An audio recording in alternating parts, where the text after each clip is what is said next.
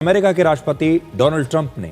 Social media पर लिखा है कि अगर अमेरिका को थोड़ा और समय मिले तो वो आसानी से हॉर्मूज का रास्ता खोल सकता है और ईरान के तेल को अपने कब्जे में लेकर बहुत पैसा भी बना सकता है। इसके अलावा ट्रंप ने वर्ष 2027 के लिए अमेरिका की संसद से लगभग 125 लाख करोड़ रुपए का डिफेंस बजट मांगा है और यह अमेरिका के मौजूदा डिफेंस बजट यानी 85 लाख करोड़ रुपए से लगभग 40% ज्यादा है।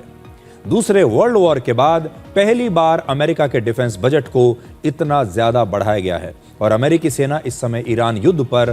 प्रतिदिन लगभग 18,500 करोड़ रुपए खर्च कर रही है। एक दिन में 18,500 करोड़ रुपए अमेरिका खर्च कर रहा है इस युद्ध पर, यानी बहुत महंगा युद्ध है। और ईरान युद्ध के बीच में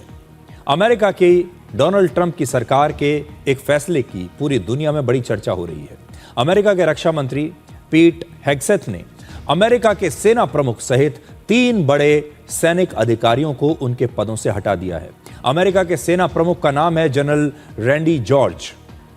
बड़ा सवाल यह है कि अमेरिका एक तरफ ईरान में जमीनी युद्ध की तैयारी कर रहा है और उसके बीच में वो अपने सेना प्रमुख को उनके पद से हटा देता है। अमेरिका के रक्षा मंत्रालय पेंटागन ने सिर्फ इतना कहा है कि जनरल जॉर्ज अमेरिका के सेना प्रमुख पद से तुरंत रिटायर हो रहे हैं, लेकिन कहानी सिर्फ इतनी नहीं है। अमेरिकी न्यूज चैनल CBS के मुताबिक अमेरिका के रक्षा मंत्री पीट हेग्सेथ और जनरल जॉर्ज के बीच काफी समय से मतभेद चल रहे थे। उनके बीच विवाद अमेरिकी सेना के कुछ सीनियर अधिकारियों के प्रमोशन को लेकर चल रहा था और हेग्सेथ चाहते थे कि कुछ अधिकारियों का प्रमोशन रोक दिया जाए, लेकिन जनरल जॉर्ज ने ऐसा करने से इनकार कर दिया और यही टकराव धीरे धीरे एक बड़े विवाद में बदल गया और ईरान युद्ध के बीच में ही जनरल जॉर्ज को अपना पद छोड़ना पड़ा। अमेरिकी सेना ईरान में ग्राउंड ऑपरेशन की तैयारी कर रही है और ट्रंप ईरान में बड़े बड़े हमलों की तैयारी कर रहे हैं और हो सकता है कि राष्ट्रपति ट्रंप अमेरिकी सेना के इन महत्वपूर्ण पदों पर ऐसे अधिकारियों की नियुक्ति करना चाहते हों जो ईरान युद्ध पर उनकी नीतियों का आंख बंद करके समर्थन करें। जनरल जॉर्ज को असल में पूर्व राष्ट्रपति जो बाइडेन के कार्यकाल में वर्ष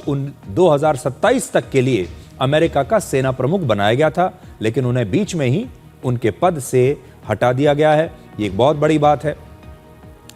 जो बाइडेन के समय में इनकी नियुक्ति हुई थी, इनका कार्यकाल 2027 तक था, यानी अगले साल तक, और इतने बड़े युद्ध के बीच में अमेरिका ने अपने सेना प्रमुख को बीच में ही उनका टर्म खत्म करके हटा दिया है।